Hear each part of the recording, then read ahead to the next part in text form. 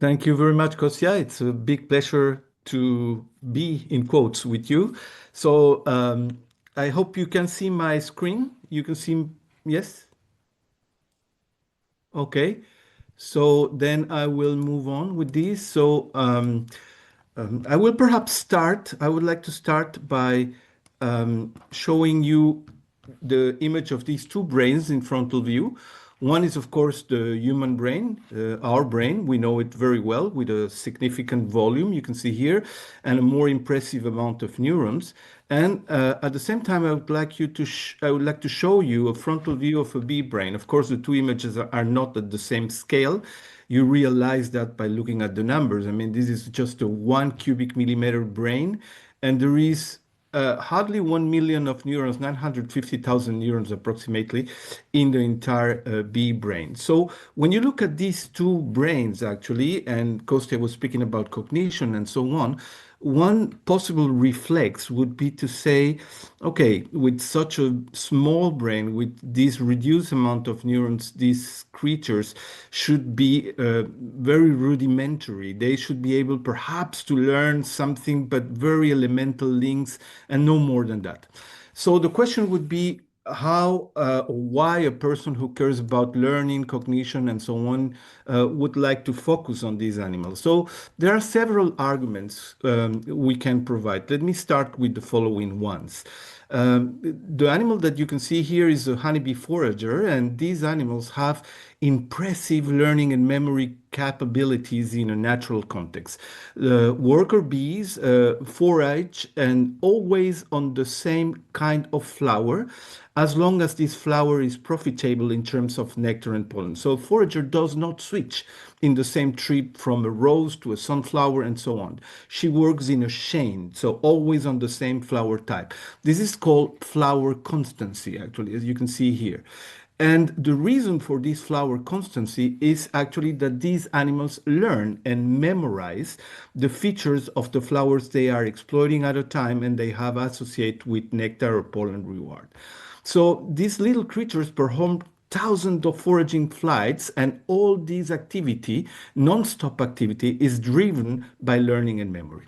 So they are also experimentally accessible because you can train and test them in controlled laboratory conditions. You will see some of the protocols we use. And these animals are cooperative. So if you are using free-flying bees, as you will see, these animals will be working all day long for you as long as you provide a little drop of sugar water that they are looking for. And this is also where the disadvantage in quotes becomes an advantage. I was mentioning before a very small brain, few neurons, but perhaps exactly this could be an advantage because given the fact that invasive approaches are possible and available, and you will see some of them, perhaps actually it is easier to track circuits for these or the other capacity in few neurons compared to 100 billions of neurons. And the other reason for using these animals, and I hope you will see that today, is that besides elemental forms of learning, I mean by that simple link between a stimulus and its outcome or consequence. Of course, they do that. But besides that, they are also higher order forms of learning that have been hardly identified in other insects or invertebrates so far. So let me start by showing you a couple of behavioral experiments, actually.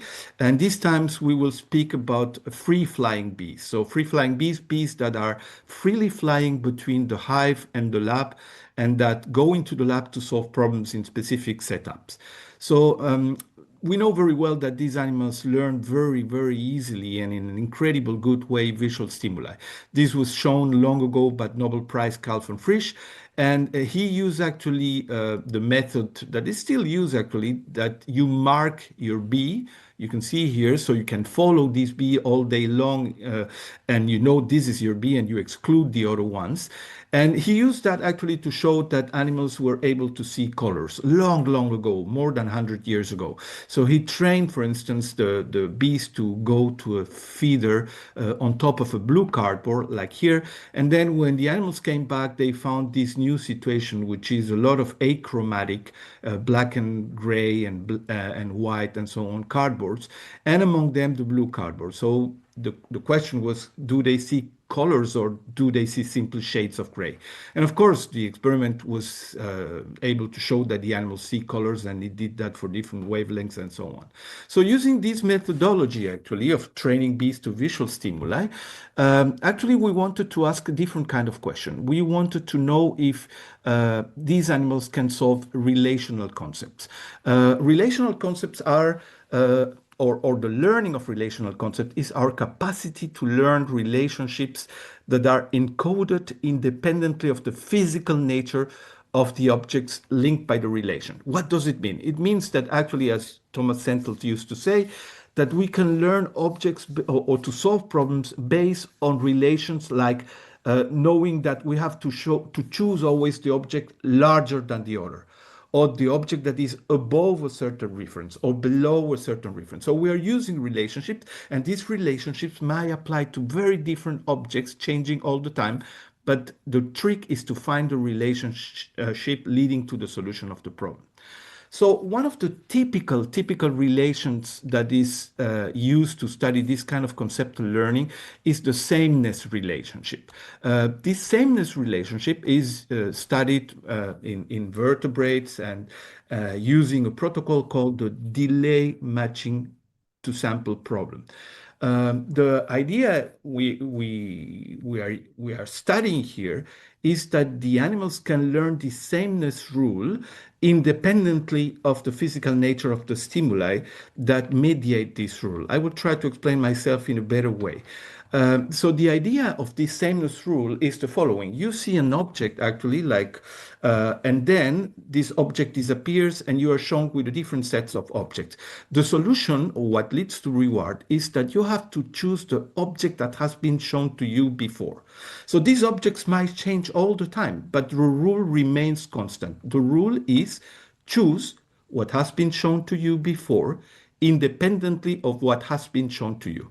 This is why it's called the rule of sameness. Choose the same. So here you see actually what we did. You have a little bee that is getting the reward on a micropipette here, and you see it has a green spot on the abdomen, and you see a visual stimulus that is used for training. So basically what this experiment is doing is the following. These animals are trained to fly into a Y maze, like the one you can see here. At the entrance of the maze here, you see a yellow disc with a hole in the middle. So the animal has to go through the hole, and then now it makes a choice. It has to make a choice between yellow and blue. Because the rule is choose what has been shown to you at the entrance of the maze, the correct choice in this case is to go to yellow. In this case, the animal gets a drop of sugar water. If the animal makes the wrong choice and goes to blue, the animal is expelled from the maze, has to do everything again. These bees hate that because they have to work fast actually to go back to the hive and bring the reward. 5 minutes later, the animal will be back in the lab, and now actually what is shown at the entrance is blue, which was the wrong one in the previous visit. But this is not the important point. The important point is that in this case, because blue is shown at the entrance of the maze, you have to go to blue. So then it means the rule is actually, choose what is shown at the entrance of the maze independently of what is shown to you. Um, Even if you show that the animals can solve these, yellow, yellow, blue, blue, this is not enough to show the presence of a concept. What you need to show in this case is that the animals can transfer this rule to a fully new situation they never experienced before. So after training the animals with yellow and blue and so on, the animals came back to the lab and they suddenly saw the following situation. So no colors, just achromatic black and white patterns, vertical or horizontal. So there are two possibilities. Either the animals are totally disoriented because they never saw this before, or they have a rule. In this case, even if they saw vertical for the first time, they would go in and and choose vertical. And if they see horizontal, they would go in and choose horizontal. And of course, all these experiments are done taking care of that there are no tendencies to go to the left or side, randomizing the site of reward and so on. So what happened in this experiment? So this experiment was done in two directions, meaning by that there was one group of bees trained on the colors, blue, blue, yellow, yellow, and so on, and tested on the patterns. And then another group of bees trained on the patterns, so vertical, vertical, horizontal, horizontal, and then tested with the colors as a new situation. So this is the result of the training. So you see here the performance of the two groups of bees, those trained with colors in red, those trained with the patterns in blue. What you see here are blocks of 10 visits to the maze. So it's 60 times the bee flying back and forth between the lab and the hive. You can see that, well, to give you one idea, that represents an entire day of training for a bee with non-stop. You start in the morning, you end up in the evening, and you don't make a break for lunch. The bee is the master, you're the slave. So, and this particular case, you see that at the end of the day, these animals are quite good, actually. Both groups are around 75% of correct choices in their respective problems, which is not bad for a little bee, actually, I would say. But this is not the important point. The important point is what happens when they reach this point. Because when they reach this final point, this is the moment in which the animals are presented with the new situation. And this is the new situation. So the animals that were trained with colors here in red will see for the first time at the entrance of the maze the achromatic patterns, vertical or horizontal. And the animals trained with colors will see, with patterns, will see for the first time the blue or the yellow disc. So animals trained with colors, when they arrive and saw for the first time vertical, they went in and chose significantly the vertical pattern. When they saw horizontal, they went for horizontal, even if they saw that for the first time. Animals trained with the patterns, when they saw the blue disc for the first time, they went for blue. And if they saw yellow, they went for yellow. This experiment was very interesting for us because it showed, of course, that these animals can learn a concept, a relational rule, independently of the physical nature of the stimuli. So you see transfer between colors and achromatic patterns. But I have no time to show you, but in the same work, we show also transfer between colors and odors. So, which means it's not necessarily tied to a specific domain, visual domain or whatever, but can be transferred across different domains. There's also no time to show you, but we also showed that they learn a concept of difference, which means choose always the opposite to what I'm showing to you. If you see blue, then go to yellow and so on. And they master the rule also without any problems. Meanwhile, of course, we studied that in many, many different designs and experiments.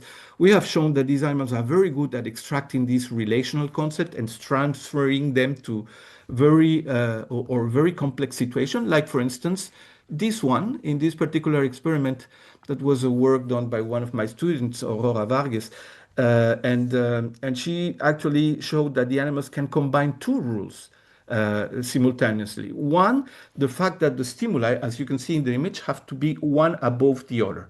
If you put them horizontally, it's not good. And the second rule is that not only they have to be in a vertical relationship, but one has to be different from the other. I mean, the two images have to be different. So they also can combine these rules and apply them to novel situations and so on. And also, actually, this kind of protocol was used to show that they have also numerosity concepts, meaning by that they can count. This is, for instance, one of the first work that was done by my co-worker, Xiaowu Chang. He now retired, but he used exactly the same protocol we established, and you saw before, the sameness, the delay matching to sample. By the way, it's called delay matching to sample because you have to match your choice to the sample that has been shown to you before. You see here his maze, actually. This is the entrance, and here's where he shows the image and the entrance. They go into a circular chamber. Here's image number 1, and here's image number 2. One image is leading to reward, the other image is leading to nothing. But what he did in this experiment is to ask whether these animals can be trained to match quantities, number of items in an image. In other words, if these animals can count. So you can see here, for instance, at the entrance of the maze here, he showed two yellow stars. And when the animals arrived here in the decision chamber, they saw two blue discs versus three blue discs. Okay, the correct choice, because the question is match number, would be to choose two blue discs. And next visit, he would show, I don't know, like three yellow stars. And then in this case, the correct choice would be three blue discs. He did that, of course, changing area, stimuli, colors, and so on to show that animals were really using number and not other kind of flow level cues. And to make a long story short, yes, and in many other experiments we did, we have shown that these animals can indeed count. They count until the limit is five, which is not bad actually, because you probably heard already Andreas Nieder today, and he has done seminal work on corvid numerosity and primate numerosity, and these animals can count up to seven or eight. So five for B, I would say it's not bad. And there are lots of results that were obtained meanwhile in terms of the sense of numerosity of bees. It has been shown that they have a concept of zero, and there is also the fact that they have a mental number line, so they align numbers like we do from small to larger, from left to right. But I think I will not go into details because I would like to use my time to tell you about other things. In any case, what I tried to do by mentioning these kind of experiments, which are behavioral experiments, is somehow to introduce you to the richness of the cognitive world, the cognitive performances of these animals. As I say, these are quite unique. And when I say at the very beginning that these animals have higher order forms of learning that other insects so far seem not to have, this is what I mean, what you have seen already. Okay, this is quite unique. However, these kind of experiments that you have seen have a kind of frustrating aspect for behavioral neurobiologists because you're using free-flying bees. Using free-flying bees is in a way an advantage because actually you have an incredible performance, extremely rich in cognitive terms. The animals are showing you actually what they can without any kind of limitation. But of course, the big limitation is that you cannot access the neural mechanisms. These animals are free flying or flying free between the hive and the lab. And there's no way you can open the head and access the brain while the animal is doing this kind of free fly between hive and lab. So it's a frustration because actually you cannot access the neural mechanism. So to access this mechanism, other kind of protocols are necessary, and particularly you have to use protocols in which these animals do not move. For the obvious reason, I mean, I guess many of you do invasive approaches like electrophysiology and so on. If the animal moves, of course, all your preparations move and everything gets noisy and you lose the signals and so on. So how do you do that? Let me show you one of the ways that we use in the lab, which is a protocol called olfactory conditioning of the proboscis extension response. You will see that better now, which is a way to study associative learning in bees in the laboratory, in bees that do not move. So in this case, we're moving to olfactory learning. We were in visual learning before. And as I told you, odors are extremely important for the bees to learn the presence of nectar in nature or to identify flowers. So the protocol tries somehow to reproduce in a kind of simplified way this kind of association between odor and reward in the lab. And we use what is called you can see here, proboscis extension response. We abbreviated by PR, which is proboscis extension response. What is this? So these animals have a proboscis, which means a tongue, simply. You don't see it normally because it's retracted, so you don't see it. But these animals show an innate reflex, which always happens in the same way. When you touch the antennae, where there might be also some gustatory receptors, with a little drop of sugar water, pack, proboscis goes out. It's a reflexive response. And what we are trying to do here is, in the best Russian tradition, actually best Pavlovian tradition, to condition these animals to associate another, the conditioned stimulus, with the sugar reward as the unconditioned stimulus. So that's the way it works. So you can see the animals are immobilized in little tubes. How do you do that? It's very simple. You capture the foragers at a feeder and then you put them in the fridge for, say, 4 minutes. So they are sleepy, and then you can immobilize them in these containers so they cannot sting you, which is important point in this kind of thing. And now you can put them under a camera and so on in a special device. This is a device which sends, here's the bee, perhaps you can see it here. And this is a device which sends constantly clean air flow to the animal. And you can actually deviate this cleaner flow towards other cartridges and send a pulse of controlled duration, another pulse to the animal, which might be followed by sucrose solution, which you can simply give with using a toothpick soaked in sucrose solution. So the idea is you turn your machine on, clean airflow comes, then the odor, and immediately after that, you give the sugar with a toothpick. So the animal should be able to associate odor and sugar. That's the way it works, by the way. So here you will see an animal, you see it cannot move, and you will see a red square here showing the odor arrives for the first time. You will see no reaction of the animal because the animal doesn't know this odor. And then you will see the toothpick touching the antenna and triggering the proboscis extension reflex. So here's the animal. And now at some point, you will see now the arrival of the odor, red square now, no particular reaction, toothpick with sugar, and now you see the proboscis extension response. So you see that the animal persists in the response. He likes probably that very much. And by doing that, you have normally created the association between odor and sugar. The proof that this is the fact is here. Now you give the odor alone, and this is what happens. So you see now the conditioned response, the response to the odorant, because odorant means sugar reward. So this is a Pavlovian protocol in which, as I say, the odor acts as the conditioned stimulus and the sucrose reward as the unconditioned stimulus. So that's the way learning can be studied in the lab. And this is a very efficient and fast learning. Here I'm showing you the percentage of animals showing proboscis extension response to an odor. I call it odor A, and I put a plus just to indicate that it was rewarded. You saw one conditioning trial in the movie, and if you have, let's say, 6 conditioning trial, typical response you get is something like this.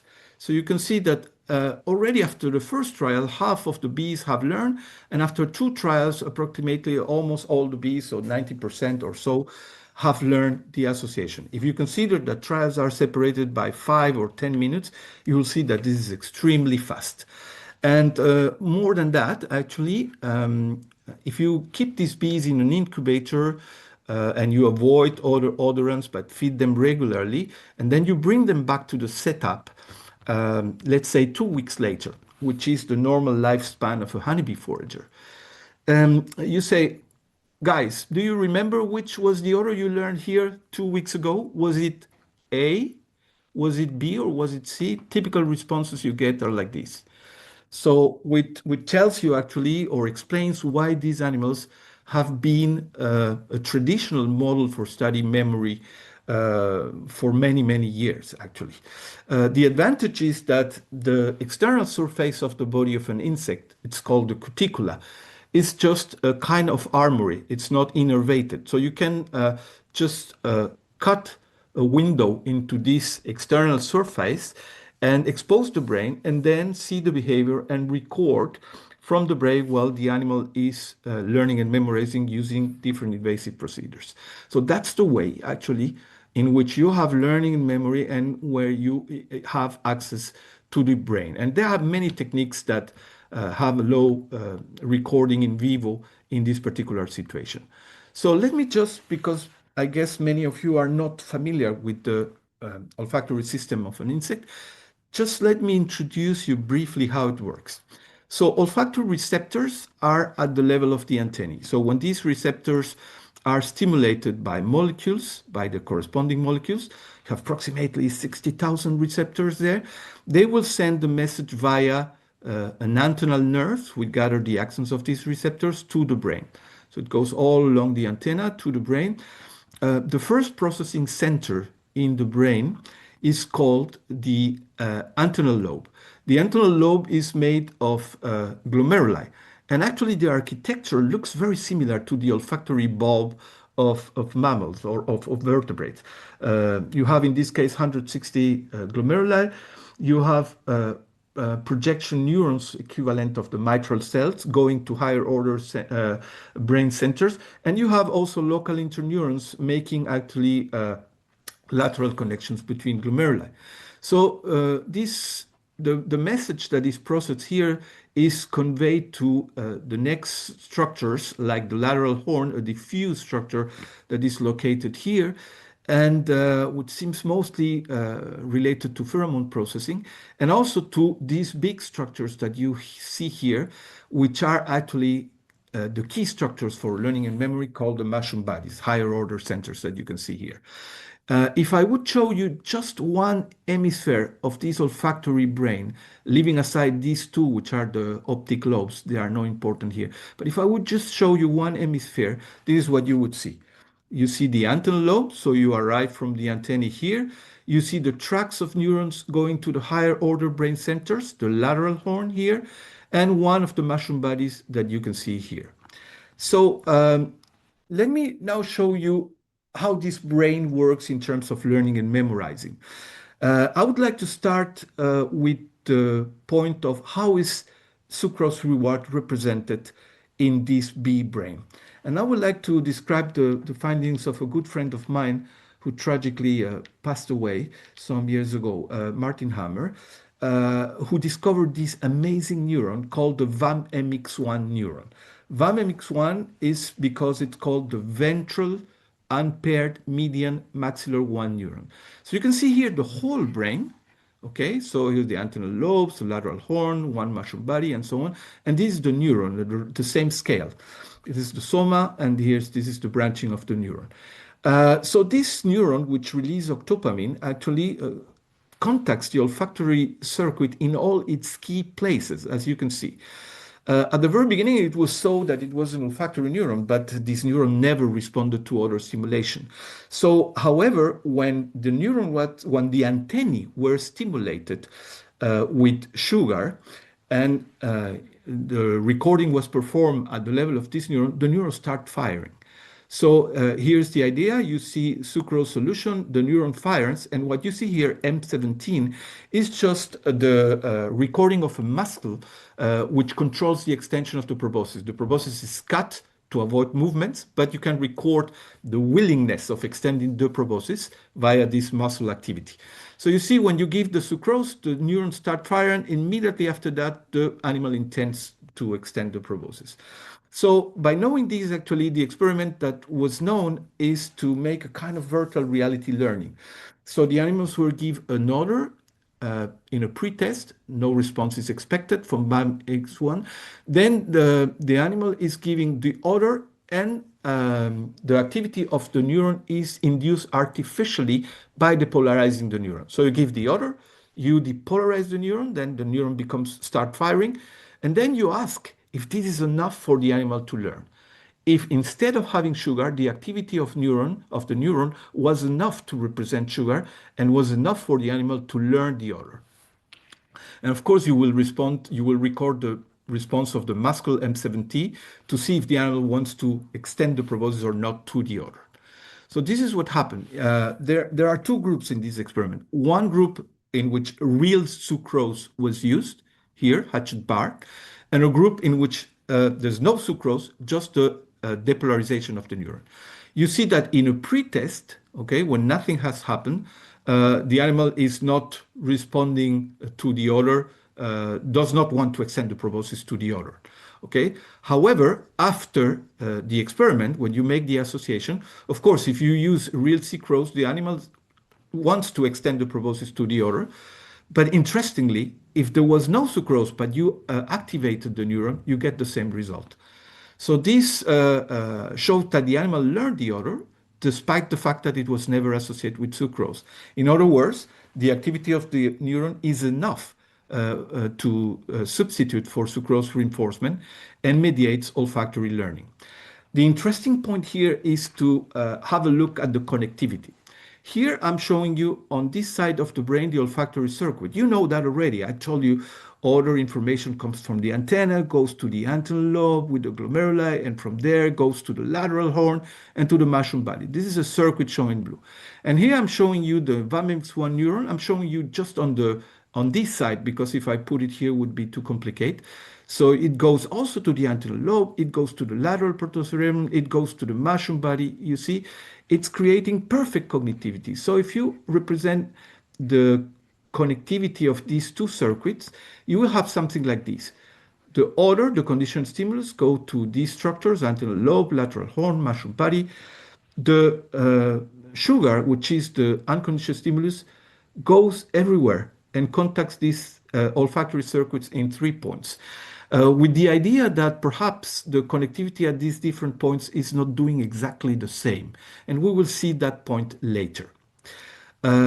But this is the way it works. So now let me show you some kind of relatively new experiments which change our view of honeybee memory with respect of what we knew for decades.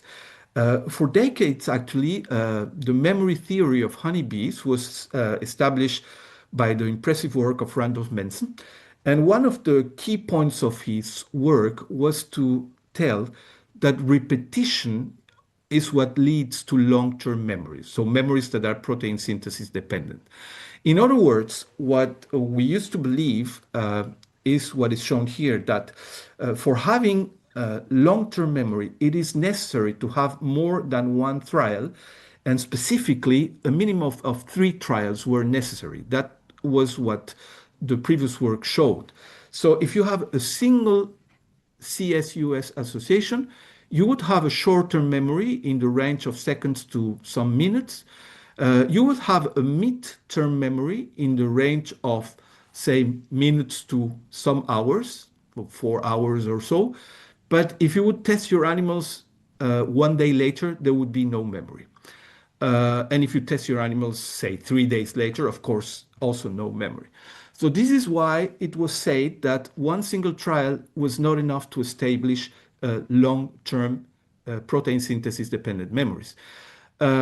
These processes are, of course, protein synthesis independent, and that was shown. The idea was that for accessing long-term memories, you can see here short-term memory, mid-term memory, and now something called early long-term memory, because it depends on translation but not on transcription, and here late long-term memory, because it depends on both transcription and translation. To get these ones, you need to have this. And this is where you can see memories that, I mean, you can retrieve several days after training. However, there was something that actually was disturbing me in these experiments, and because I was there when all these things were done. This was done in Berlin. And I don't know, guys, if you have been to Berlin, but I mean, it's a great city, of course, but it's miserable in terms of weather. So we had just 1 month of summer per year, approximately. And I mean, the rest of the year is like winter, and I mean at 4 o'clock it's night already, and so on. Well, perhaps you guys have something similar there, so you're not impressed by that. But if you work with bees, this is a disadvantage, because actually the best idea would be to use foragers for this experiment, because these are the ones interested in learning odor sugar association. But that was not what we use in Berlin. Because there was winter all the time, these bees were not going out. So we went into the hive, we collected bees. So who knows which kind of bees were you collecting there?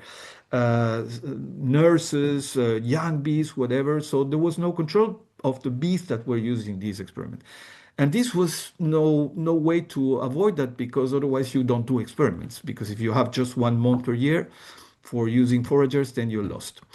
So we decided to do these kind of things again, but this time using foragers, only foragers, bees that were collected at a feeder, like here, when they arrived. So we capture them when they land so that we know they are empty and motivated, and we know they are foragers for sure. And we wanted to know what happened if we use just a single trial.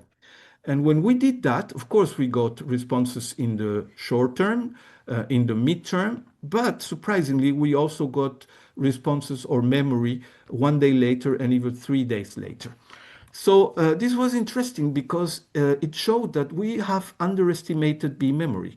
We showed that one single trial is enough to induce long-term memories. And then we wanted to know if these memories were protein synthesis dependent. So as you can see, I'm going back, we had memories 4 hours later, 1 day later, and 3 days later. So we studied the dependency of this memory using a translation blocker, which is emetim. And now you can see that you do the experiment in the following way. You inject the hematine or you inject a vehicle as a control, and you do the training, one single training, and you test your bees, different groups, 1 hour later, 4 hours later, 24 hours later, or 72 hours later. You can see that 1 hour later, I mean, the memory is there irrespective of treatment. So, but 4 hours later, the group that was injected with translation blocker emetine shows a significant decrease of memory. The same for 24 hours and 72 hours group. It shows you that already 4 hours after the training, a translation process was engaged for making this memory dependent of it. Okay, so which is really protein synthesis dependent, as you can see here from these decreases. Then we use actually a transcription blocker, which is actinomycin. And in this case, we tested, as you can see, we injected actinomycin or vehicle. We wait for 30 minutes. We do the single trial, and we do the test 4 hours, 24, and 72 hours later. There was no 1 hour because you saw it was not dependent on translation. So we just concentrated on these three. And you see that 4 hour test is not affected by the blocking of transcription. It's the same as the vehicle. However, the 24 hours and the 72 hours memory were affected by the blocking of transcription. So these results showed us that, well, several things, that we definitely underestimate the memories. We know that a single trial can induce protein synthesis dependent memories already 4 hours after training. 4 hours after training is translation dependent, but not transcription dependent. And later memories are not only translation, but also transcription dependent. So this is what we got now. We know that with a single trial, we know that we can reach also the long-term memory state. So what is the difference between the works we did and the previous work? We changed our view. Well, in this case, no winter bees were used. We had true foragers with high appetitive motivation. If there was bad weather, which could happen sometimes in summer, no experiments were done. No bees during the Asian hornet period. Oh, this is a nightmare we have here. I mean, Asian hornets arrived in Europe, and these are bee predators, and actually they affect honeybee activity. So we had, in general terms, a tight control of appetitive motivation, which was not present in the previous experiment. So what is the explanation for these foragers have these incredible memories? So I'm showing you here the molecular cascades that have been identified for explain long-term memory formation in bees. This is, for instance, the odoron pathway, which releases acetylcholine, and here's the US pathway which releases octopamine, the famous BAMMX1 neuron, and so on. And all these processes, I will not enter into detail, but I would like you to look at this particular point. They mostly converge on protein kinase A as a key actor for triggering actually protein systems at the level of the nucleus. And so we wanted to know here how are these protein kinase A levels of foragers compared to those of hive bees. I call them pool bees because you just grab bees in the hive without knowing which kind of bees you have there. So are there some differences that might explain what we saw in our results? And so we concentrate on this protein kinase A, and we use either foragers captured at a feeder, as I showed you before, or bees that were captured at the hive. And we measure these pKa levels in different sections of the brain, in optic lobes, as you can see here, antennal lobes and mushroom bodies, and so on. And we use some primary antibodies directed against this PKAR2 subunit and synapsin. And this is what we obtain. So here you see the relative pKa levels. In green, the foragers, in orange, the bees from the hive. And these are the different regions: optic lobes, antennal lobes, central brain, and mushroom bodies. You can see that, interestingly, the foragers had a very high level of protein kinase A, much higher than those of hive bees in the mushroom bodies, which are the key structures for memory formation. So as a conclusion, we can say that these animals learn to associate odor with sucrose. You saw that learning is incredibly fast and leads to long-term memories. We have seen also in this part that the reward system is represented by this famous VAMMX1 neuron, a neuron that releases octopamine.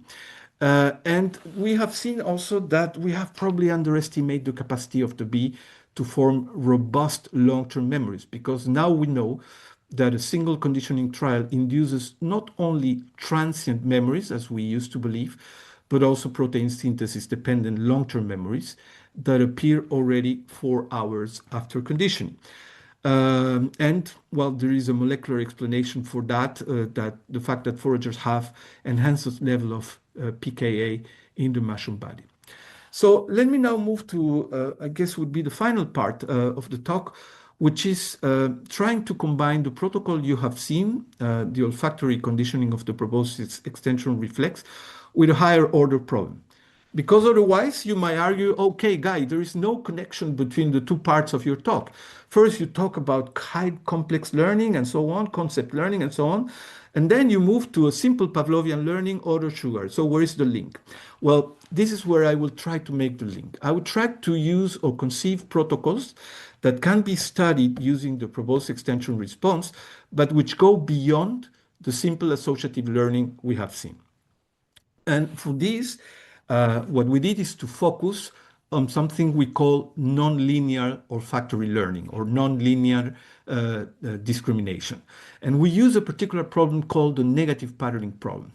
So what is a nonlinear problem? Let me explain you this with the following example. Imagine I tell you that every time I show you stimulus A, you get 100 euros of reward. That would be great, right? And every time I told you or show you stimulus B, you get 100 euros. Now my question to you is, what do you expect if I'm showing you AB? You would expect, I guess, well, I cannot listen to you, but you would expect normally that if A is 100 and B is 100, showing AB would provide you 200 euros. This is actually the linear logic that we use because we tend to process this information in terms of summation, linear summation. However, the protocol I like to use here, which is called negative patterning problem, goes against that. The animal or the subject has to learn that if A means 100 and B means 100, AB means nothing. So this summation has to be inhibited and learn that AB is not the sum of A plus B. This is why it's called nonlinear discrimination. AB is not the sum of A plus B. This is a very difficult problem because you can see you have A plus, B plus, and AB minus. And you can see that each element is as often rewarded and non-rewarded. A plus, A minus, B plus, B minus. So this problem cannot be solved using elemental links because otherwise you're lost. A is positive, A is negative. B is positive, B is negative. You don't know what to do. So you have actually to use other strategies in which AB is processed at something different from A and B. How does it work in the protocol that you know? It works in the following way. It should work in the following way. In blank trials, you should have no response. When you give order A, there would be reward and you should see a response. Same for order B alone. But when you have a combination of the two, so you would use two machines pointing to the B, one with order B and one with order A. When you give the two orderants, the animal should learn to inhibit the response as shown in the image. That is the question we wanted to address. So if the animal is able to learn that AB is different from A plus B. Ambiguous problem, nonlinear discrimination. It was not obvious for us to see if the animal would learn that. In fact, we didn't believe that at the beginning because we have done some work, behavioral and neural work, showing that the bee tend to process A-B combinations as a linear mixture, precisely what we don't want them to do. But that's the way, or that's the natural tendency they have. What you can see here is training an animal with A-B compound. This is just behavior. You know that already. AB, sugar, and so on 3 times. You see they learn that, obviously, very easily. And if you test them later with AB, they respond. But look at this. If you provide them A alone, they also respond. And if you provide B alone, they also respond. Meaning that they see A and they see B in the AB compound. And not only that, you can see that the level of response is lower than AB alone. So it means it's like a summation. It's not exactly 100%, but it goes in for 50%, but it goes in the direction of summation. So you can see that bees, when they learn a compound AB, they tend to respond in additive terms. AB is the sum of A plus B, as you can see here. So, I mean, you see it's a problem for the negative patterning. And the neural work showed the same. We concentrate on the antennal lobe and we did some imaging of activity at the antennal lobe, knowing that each odorant is encoded in terms of a glomerular activity pattern. So what you can see here, these spots represent individual glomeruli responding to an odorant. And what you can see here is a typical experiment in which you give one hexanol, and this is the response, which is proper to one hexanol.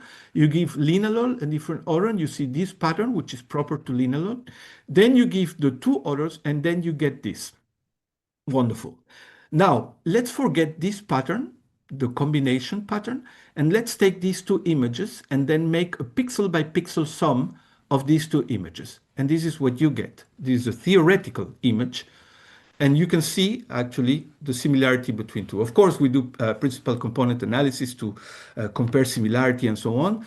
And we showed by this kind of experiment in which we record the activity at the antennal lobe that not only in behavior, AB is the sum of A plus B, but also in neural terms, AB is the sum of A plus B.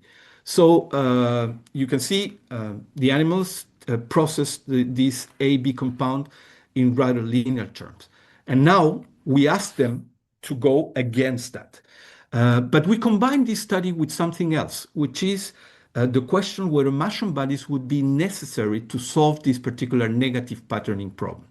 To do that, actually, what we conceive is a process which allows to block in a reversible way the mushroom bodies during a certain amount of time. This is a procedure which uses procaine, which is a local anesthetic, which produces reversible blocking of the mushroom body. So you can see here the injections were done at the level of the two mushroom bodies to block both structures. You can see here the animal injected. We characterize this process. We know that this blocks voltage, gate, sodium, and potassium channels, and we know the duration of the effect. So we can ask the animal, can you learn a negative patterning? And more than that, you can ask them, can you learn a negative patterning in the absence of mushroom bodies? It's like having a patient with a brain lesion and asking this patient, can you solve this problem in having this particular lesion? That is exactly what we did. And this is the advantage of these animals. Look at this. If you look at this image, you can see perhaps, I don't know how close you are to the screen, but the animal has been subject to surgery. You can see here a line because this has been cut and it has been replaced on top to cover the brain. So now you can take it away. As you can see, the animal is freely moving, you can see, and you can take it away. And now you can do your injections of the procaine. You will go to one mushroom body here and to the other mushroom body here. You can see here the process of doing the injection. The injection of procaine is combined with a staining of the same molecular weight to show that the injection remains in these particular points and not diffusing elsewhere. That was controlled also. And then you have your two mushroom bodies blocked. And now you can cover the brain again, as you can see, and the animal is ready to go for your experiment. This is why this is an advantage to work with these creatures. And here's a group of animals that was injected with saline solution, control animals, saline. And you can see that it was already a big hit for us because we showed that they could learn the discrimination. You can see at the very beginning, they had a hard time. It was very difficult to discriminate A plus and B plus. I combined the two curves in one because they were very similar. This is A alone and B alone.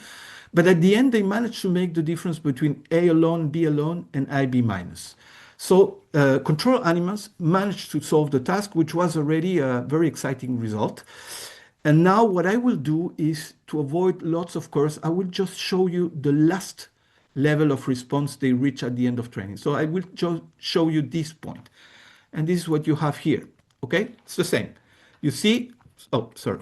They respond to A alone and B alone, and they decrease significantly the response to AB minus. So they solved the task.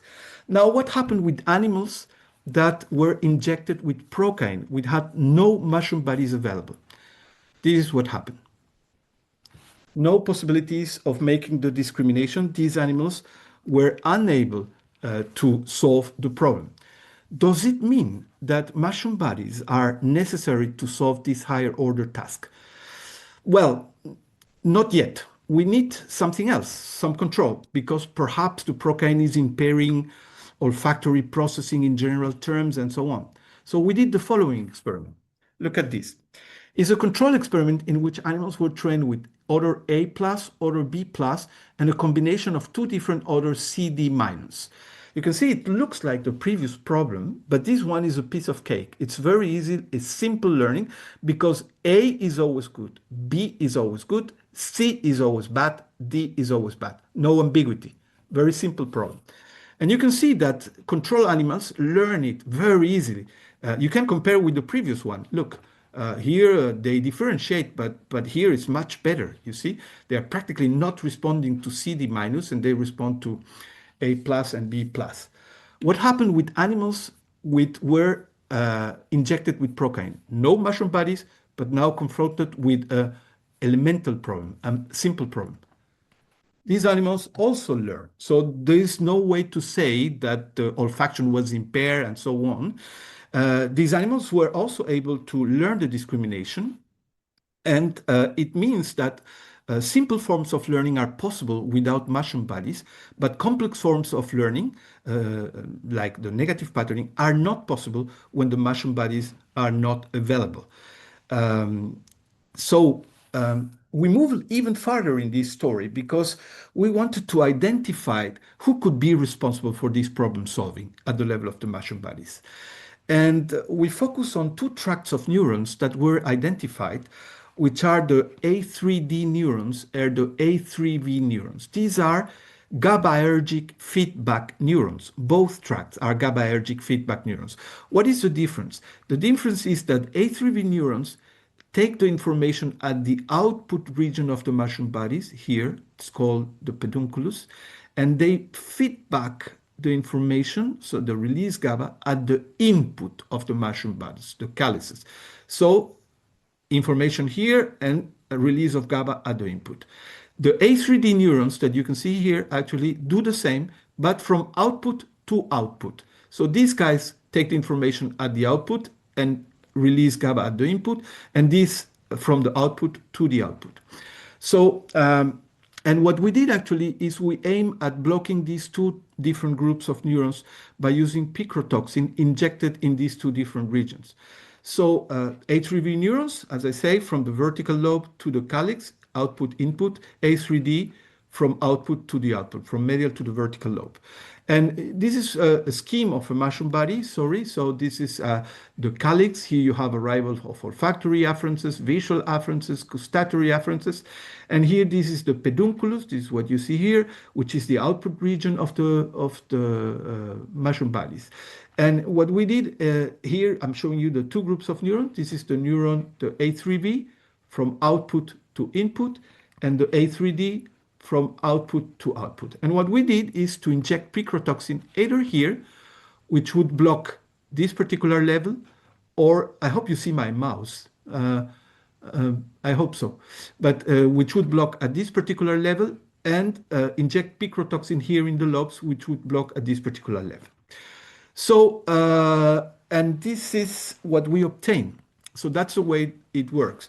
So you have your animals, you do the picrotoxin injection here, you wait for a moment, and then you do the training of the negative patterning as before and ask whether it was affected or not. So that's what we obtain. This is where you injected the picrotoxin in the lobe, so affecting A3D neurons from output to output. And you see that the capacity to solve the negative patterning was preserved. They still respond more to A alone, B alone than to AB minus. No effect. However, if you inject it in the calyces, okay, you see that the discrimination capacity was lost. So it seems that A3V neurons are important to solve this particular problem. So not only mushroom bodies are important, but this particular circuit within the mushroom bodies would be important. So these actually neurons might reduce the level of activity to the combination of A and B together and allow the solution of the negative patterning problem.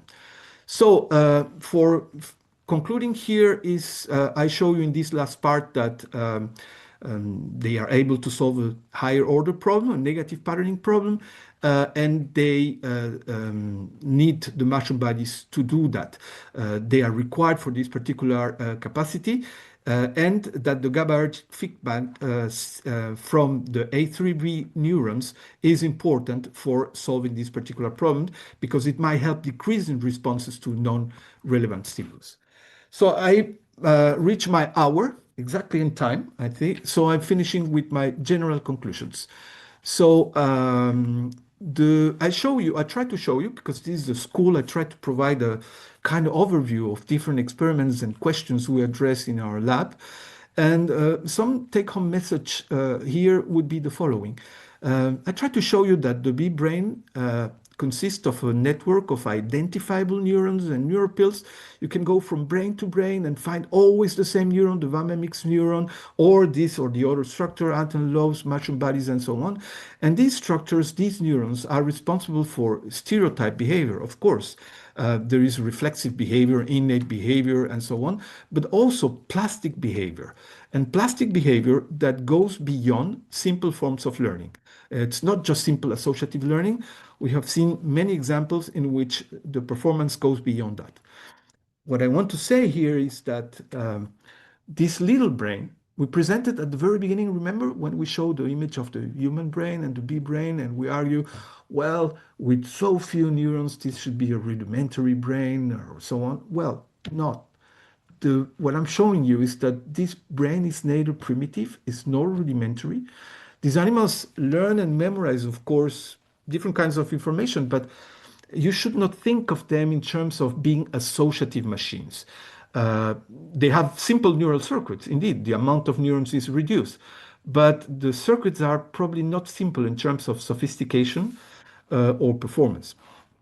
Because we have seen together conceptual learning, we have seen numerosity, we have seen nonlinear problem solving, negative patterning, and we have seen that in some cases, it's possible to identify specific circuits and specific brain structures, such as the mushroom bodies or A3V neurons, which are necessary for this kind of problem solving. I'd like to finish arguing the following. I know that most of you might be working on Drosophila or on rodents, which allow for transgenic possibilities. Although actually, I mean, the Russian school is great because they still keep working on Limnea or other snails with the same philosophy we try to do. But what I wanted to say actually is that you can see that if you go away some of these traditional models that everyone uses, of course you have disadvantages, you have no transgenesis and things like that, but you get also a lot. Your mind is open to a series of new exciting questions that perhaps you might not be able to address with the traditional models in neurosciences. Indeed, just to tell you, we have tried to do some of those experiments in Drosophila in our team, and you can forget these flies are not so brilliant, I would say. Anyway, so I like perhaps to finish with this quote because it's a good way to close my talk. This is, of course, a very famous guy you all know, Santiago Ramón y Cajal, Nobel Prize in Physiology and Medicine for discovering the concept of neurons. And perhaps you don't know that Ramón y Cajal was an absolute freak and fan of insects. He wrote this wonderful book. Unfortunately, to my knowledge, has been only published again in Spanish. So I had the chance to read it, which is called Contribution to the Knowledge of the Nervous Centers of Insects. That's the title of the book. And of the insect nervous system, and has been published in 2010. And there he writes this sentence, which I think is a perfect way to close my talk. He wrote, insects possess a nervous system that is incredibly complex and highly specialized, with a fineness that reaches ultra microscopic levels. Comparing the visual and cerebroid ganglia of a bee or a dragonfly to those of a fish or an amphibian reveals striking surprise. It is like attempting to compare the coarse mechanics of a wall clock with the intricate craftsmanship of a pocket watch, a marvel of refinement, delicacy, and precision. As it is often the case, the genius of life, wrote Ramón y Cajal, shines more brilliantly in the construction of smaller rather than larger masterpieces. So, thank you for the attention. This is my team in Sorbonne University. They are the ones deserving the credits. And thanks for listening to me. It was a great pleasure.